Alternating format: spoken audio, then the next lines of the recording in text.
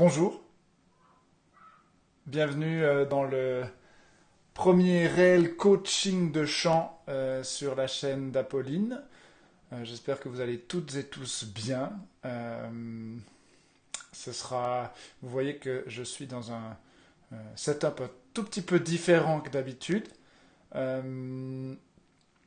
J'aimerais, avant qu'on commence, remercier tous les gens qui se sont abonnés, tous les gens qui ont fait des dons, tous les gens qui nous suivent, que ce soit sur la chaîne d'Apolline, sur les réseaux sociaux. Vous voyez au-dessus de moi ici le compte des abonnements. Notre vœu le plus cher, c'est de pouvoir continuer à donner ces cours. Et puis, c'est en vous abonnant que vous nous soutiendrez le mieux. Et bien sûr, en partageant nos publications sur les réseaux sociaux. Merci encore à toutes celles et ceux qui le font déjà. Merci aussi à nos modératrices et modérateurs qui font un super boulot. Aujourd'hui, c'est Philippe qui est là avec nous. Merci beaucoup. Donc, aujourd'hui, bonjour Philippe.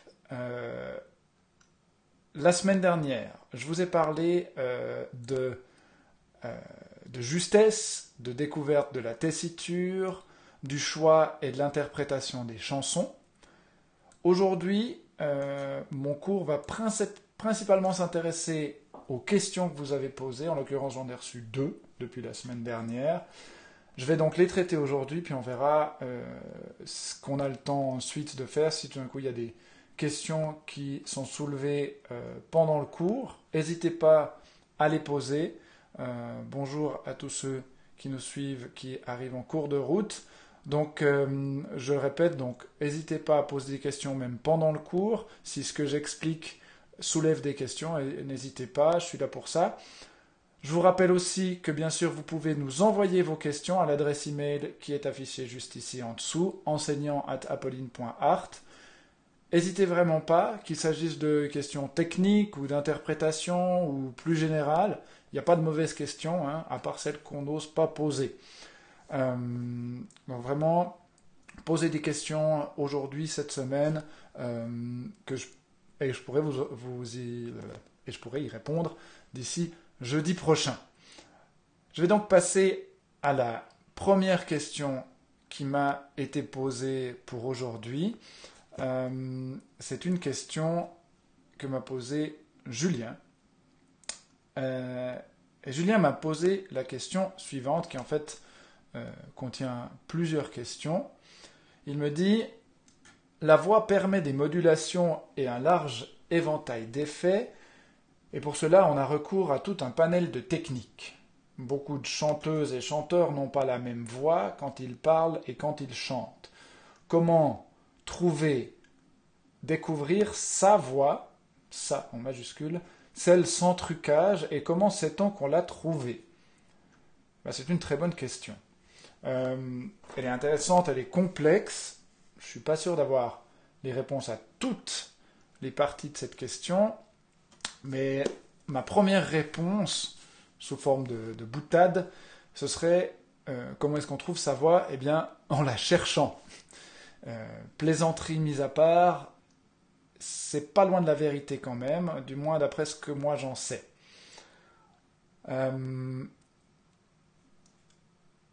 Trouver sa propre voix ou sa vraie voix, ça peut être le travail de toute une vie. Pour ma part, par exemple, je ne suis pas certain de vraiment l'avoir trouvée. Pour quelle raison? Eh bien parce que moi j'ai longtemps chanté en imitant.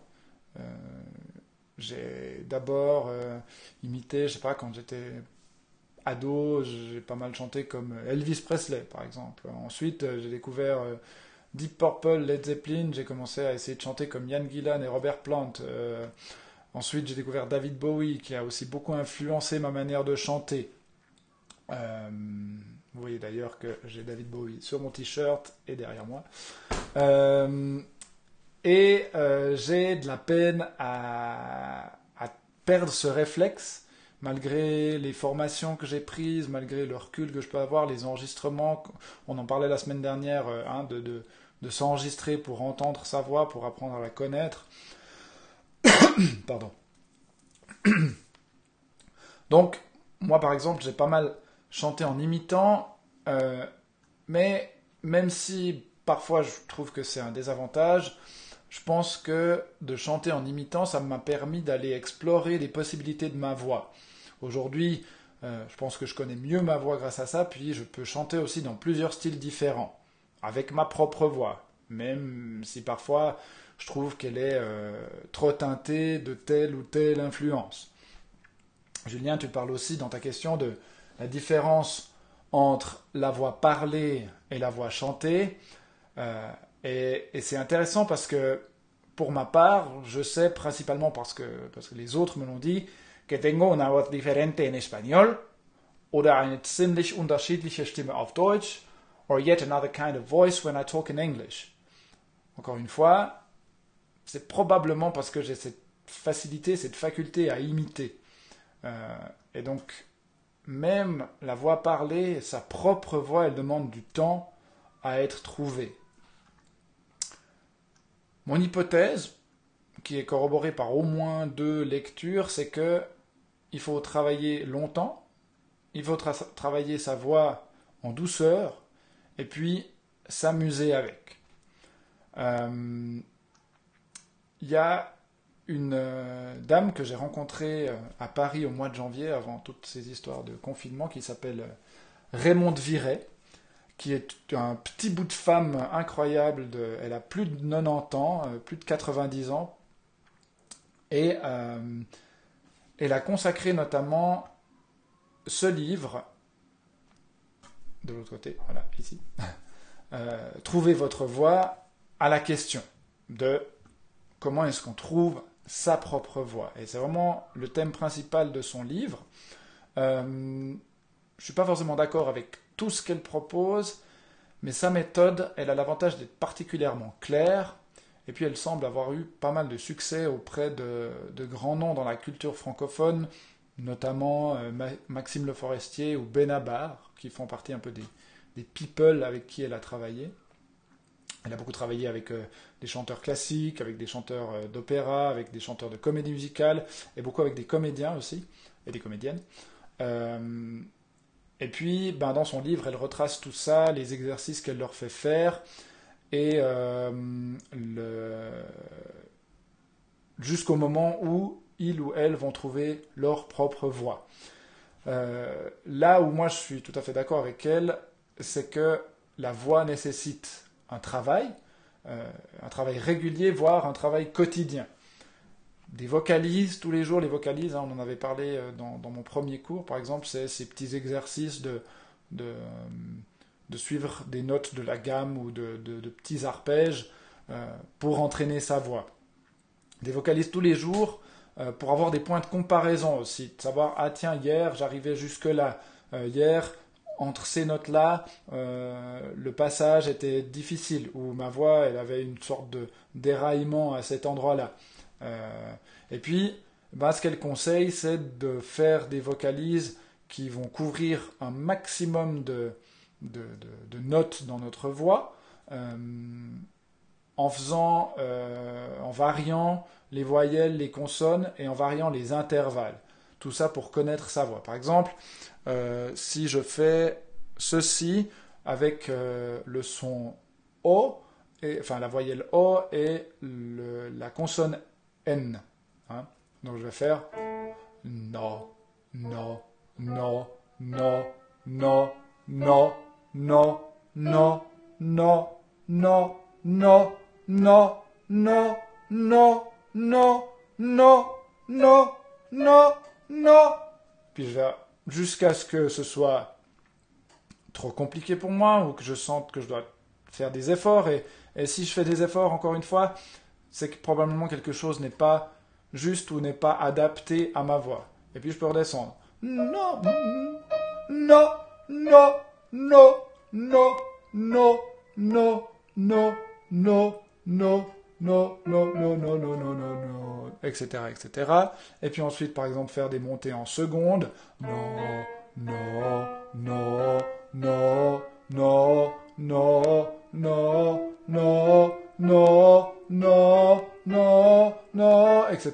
Et je redescends, non, non, non, non, non, non, non, non, non, non, non, non. Et après, on peut varier, on peut faire sur des A, sur des I, sur des U, que sur des voyelles avec des intervalles de tierces, par exemple. Par exemple, ce genre de choses.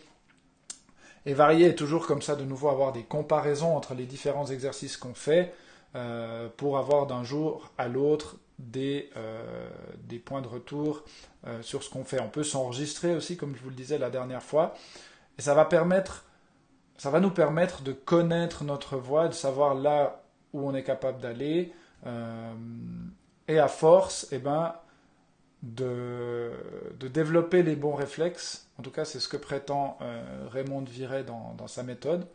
Euh, Par contre, dans ce qu'elle raconte, parfois ça peut amener à des mauvais réflexes ou à forcer.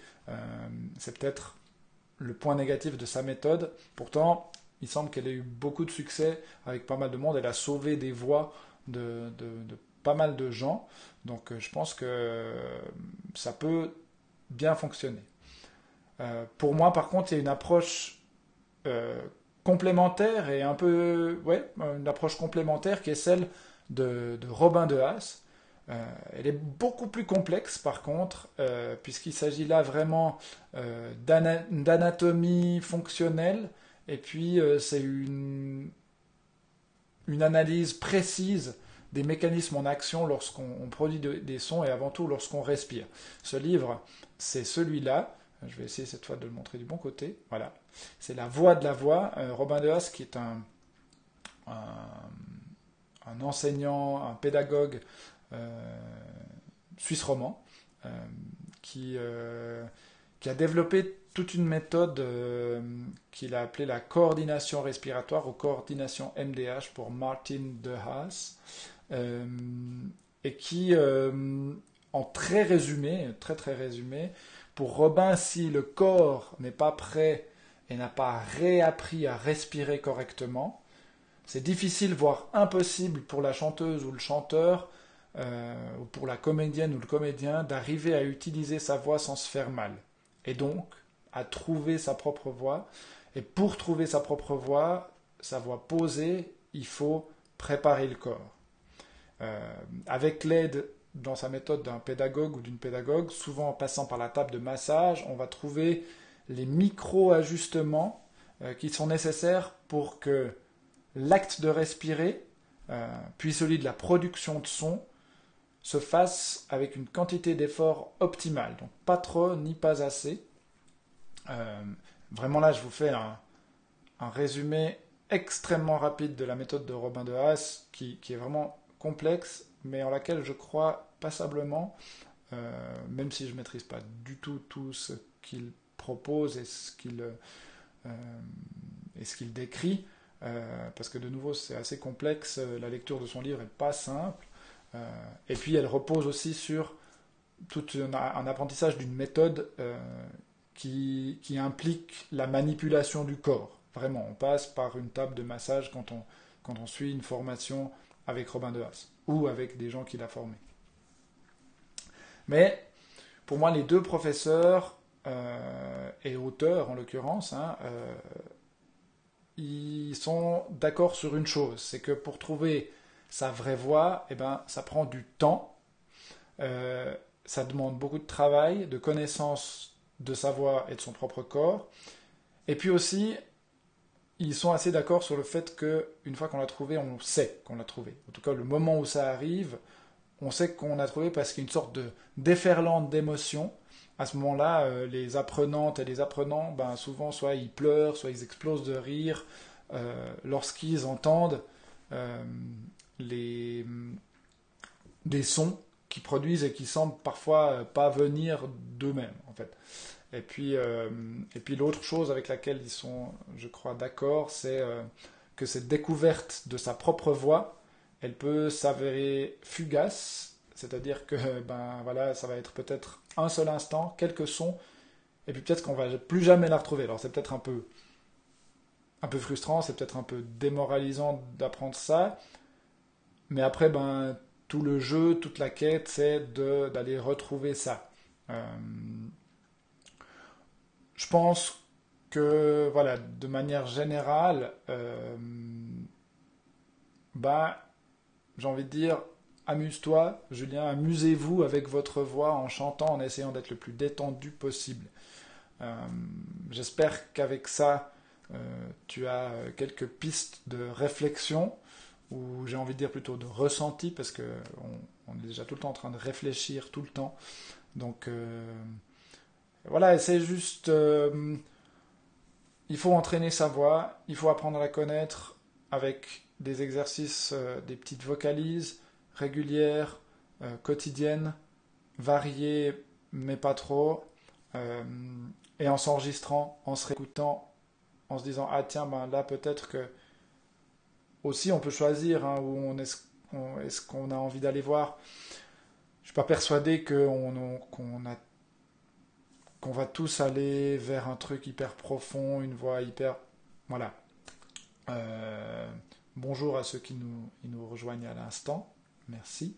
Euh, je pense que voilà, on peut choisir aussi d'aller vers une voie, mais ce qui est assez intéressant, c'est de se dire que c'est pas forcément ce qu'on croyait être notre voix qui va être notre vraie voix. Par exemple, bah, Raymond Viret, quand je l'ai vu, m'a dit que ce serait peut-être intéressant pour moi d'aller explorer mes graves. Ce que j'ai pas eu beaucoup tendance à faire ces dernières années, en fait. Alors du coup, c'est pas forcément un conseil que je mets en pratique tous les jours, mais c'est quelque chose auquel je pense régulièrement, et puis de petit à petit, peut-être que ma voix va un peu changer, va évoluer vers le registre un peu plus grave. Voilà. J'espère que, ben, Julien, j'ai répondu en partie à ta question, j'espère, et puis, ben, si jamais, tu me reposeras d'autres questions. Je vais passer désormais à la deuxième question. Cette fois, c'est Alex qui m'a posé une question. Et une question d'un tout autre genre, en fait. Alex, il m'a envoyé une chanson sur laquelle il travaille en ce moment. Une composition qui travaille avec son groupe de rock francophone. Et il me dit dans sa question qu'il trouve son chant un peu monotone. Elle me demande si je peux l'aider, alors c'est avec volontiers. Euh, c'est déjà intéressant parce que dans cette question, je vois deux pistes de réponse. D'abord, une réflexion autour de la mélodie-voix, mais aussi peut-être une possibilité de réfléchir à l'interprétation. Je vais donc essayer de te proposer des pistes. Euh, Peut-être des choses qui te paraîtront extrêmes, j'en sais rien, on verra. Juste pour peut-être aussi aller explorer d'autres endroits. C'est peut-être aussi un peu en lien avec la question de Julien de tout à l'heure, ce côté de trouver sa voix VOIX, et pas VOIE, mais quoique des fois, c'est un petit peu lié ces deux questions. Donc, on va commencer par la mélodie. C'est marrant parce que quand j'ai entendu ce morceau, je vais vous faire écouter juste l'intro, là, une version que Alex m'a envoyée sans la voix. Vous allez...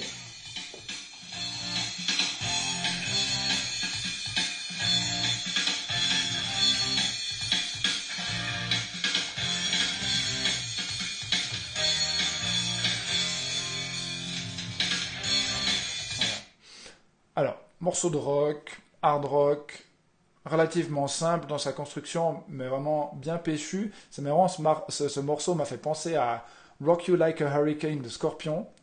Après, je suis allé le réécouter, ce morceau de Scorpion. C'est pas du tout ça, en fait.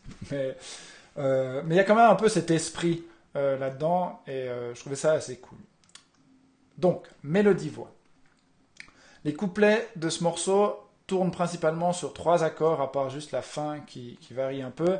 Les accords sont Do, Si bémol et Fa. A priori, quand on écoute une première fois, c'est des power chords à la guitare, donc on n'a pas vraiment ce côté majeur-mineur, parce que pour ceux qui ont un tout petit peu d'idée de théorie de la musique, dans un power chord à la guitare, on ne joue pas la tierce, qui définit si l'accord est majeur ou mineur. C'est probablement pour ça d'ailleurs, Alex, que tu commences ta mélodie sur un mi bémol, qui est la tierce mineure de l'accord de Do. Mais en fait, quand on écoute de plus près, si je puis dire, on entend quand même que le clavier joue un Do majeur, avec un mi bécard, un mi naturel dans l'harmonie. Donc en fait, on aurait plutôt une harmonie qui fait ça, ça dans le couplet. Hein. Rythmiquement, c'est pas tout à fait ça, mais... Donc, mi bécard. Donc premièrement, toi dans ta mélodie, tu chantes quelque chose comme ça, entre mi bémol et do. J'ai juste réaffiché les paroles ici devant moi pour bien me rappeler de ta mélodie. Voilà, oui, exactement. C'est ce que tu fais. Donc, tu fais...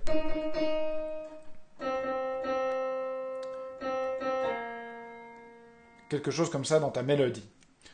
Donc, tout d'abord, moi, je commencerai sur un mi bécard, un mi naturel.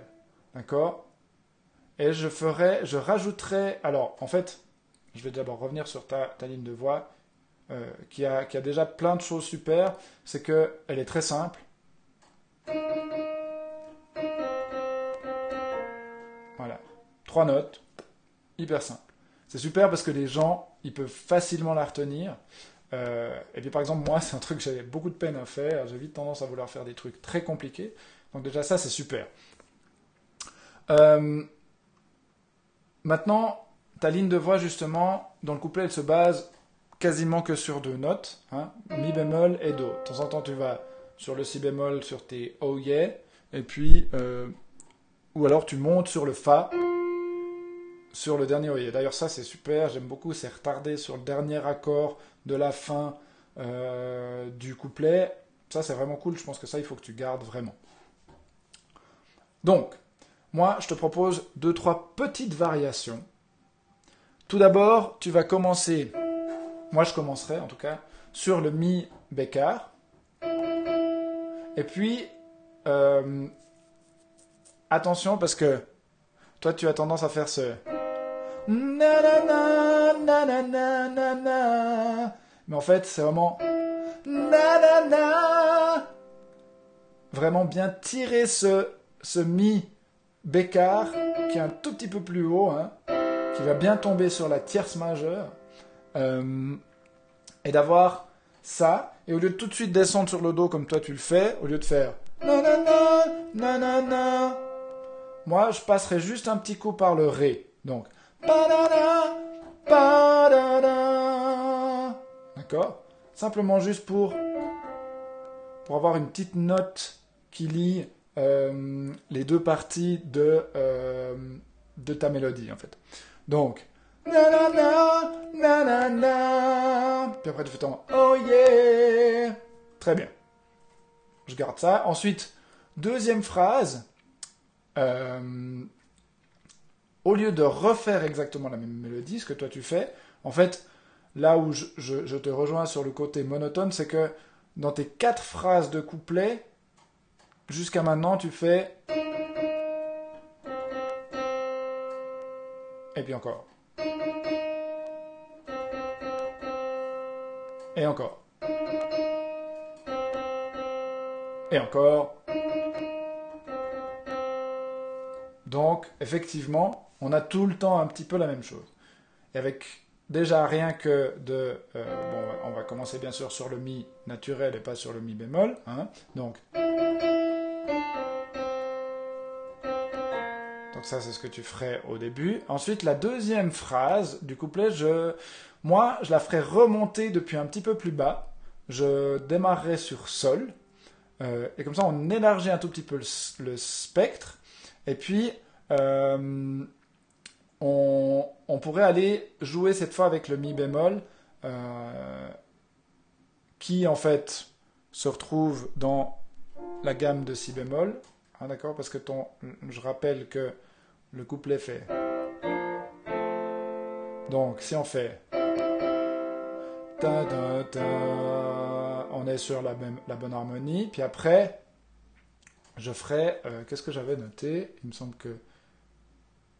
Bon, j'ai pas noté cette montée que j'avais prévue, mais oui, quelque chose comme ça.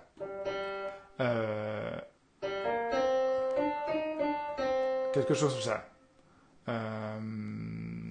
Qu'est-ce que j'avais dit?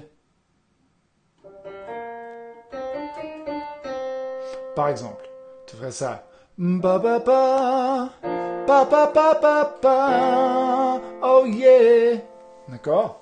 Pa pa pa, pa pa pa pa pa, pa pa. D'accord? Donc on serait pas un truc beaucoup plus complexe, mais juste redescendre.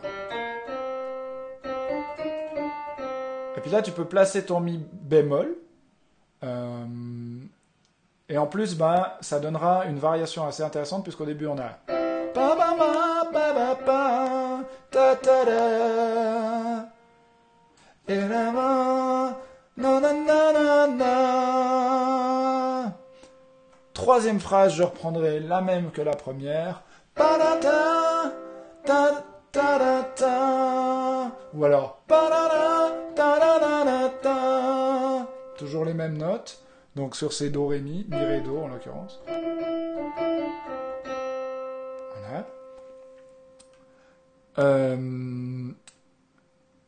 Et puis la quatrième phrase, tac tac tac. Oui, pour varier, je ferai quelque chose comme ça.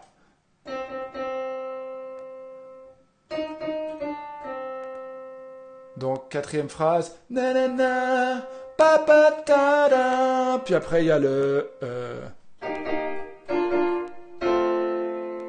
yeah que tu fais, qui est super.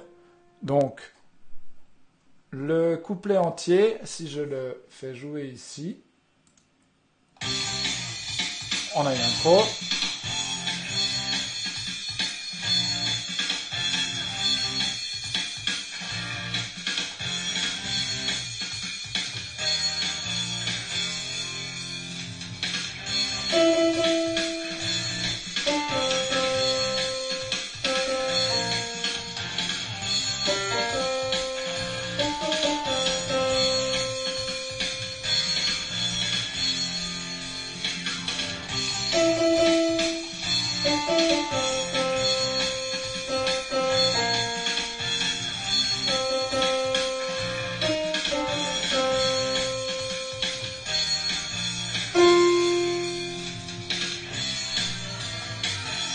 Ok, voilà ce que je te proposerais pour varier un petit peu.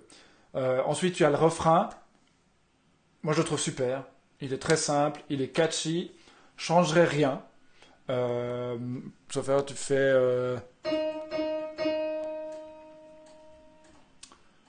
une note hyper simple. Moi, je rajouterais éventuellement une deuxième voix, mais qui, elle, reste sur une note. Parce que je crois que toi, tu redescends... quelque chose comme ça, je me rappelle plus très très bien maintenant. Mais moi, je rajouterais éventuellement une deuxième voix qui resterait sur une seule note. Soit le Do. Exit light, c'est ça ton refrain. Ou alors Exit light, exit light. Et voilà, tout simplement. Je rajouterai juste ça peut faire une petite harmonie assez cool s'il y a quelqu'un dans le groupe qui peut chanter une harmo. À toi de voir. Et puis, pour le deuxième couplet, ben, je referai cette mélodie et peut-être simplement dans la quatrième phrase du deuxième couplet pour faire un petit peu monter la sauce, pour varier et puis pour donner un peu plus de pêche à la fin du deuxième couplet. Je ferai quelque chose comme...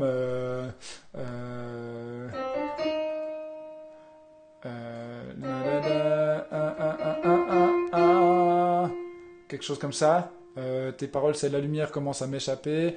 La lumière commence à m'échapper. Et puis après, ton yeah, qui peut soit rester sur ce fa, yeah, ou alors monter, yeah, ou bien même sur le la, yeah. parce qu'il y a papa, yeah! Ça peut être assez cool aussi. À voir aussi si toi, ça marche avec ta tessiture. Ok? Alors, voilà, j'espère que ça peut te donner des indications pour le côté monotone de la ligne mélodique.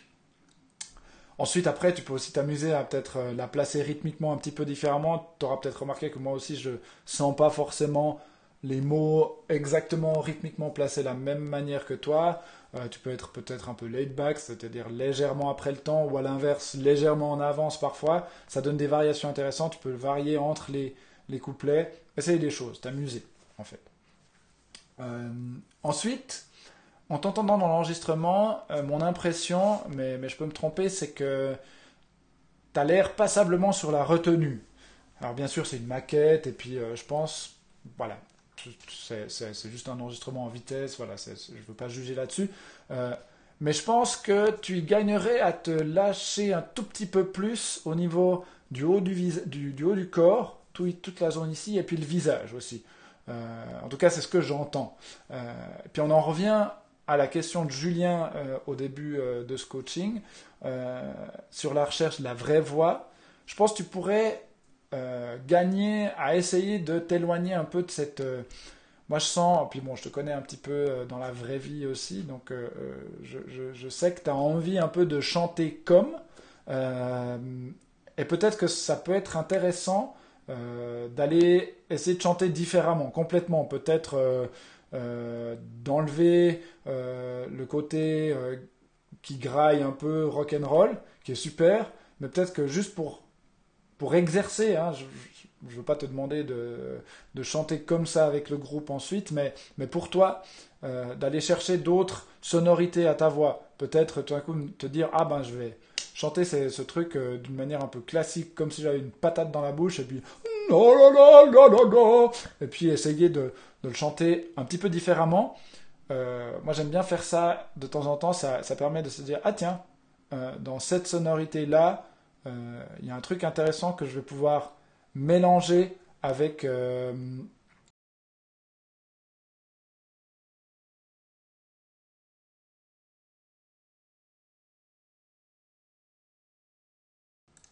pardon, je crois que vous m'avez coupé un petit moment. Donc je disais donc, vous m'avez perdu un petit moment, je disais donc, n'hésite pas à essayer d'aller chercher vers d'autres choses pour après aller pêcher des petites choses là-dedans que tu peux ajouter à ta voix d'habitude. Ok. Je ne sais pas si j'étais très très clair, euh, mais comme je le disais, on se connaît dans la vraie vie, donc si jamais, n'hésite pas à me demander des précisions euh, autour de tout ce que je t'ai dit là. Voilà. J'en ai terminé pour aujourd'hui. J'ai répondu à ces deux questions. J'espère que j'y ai répondu correctement. Je vous remercie pour votre attention. Je vous rappelle que vous pouvez envoyer vos questions à cette adresse enseignant@apolline.art et que je tâcherai d'y répondre d'ici la semaine prochaine, jeudi prochain, même heure, 18h. Et puis, je vous rappelle de nouveau de ne pas hésiter à vous abonner, toujours ici, euh, pour nous permettre de continuer à proposer ces coachings.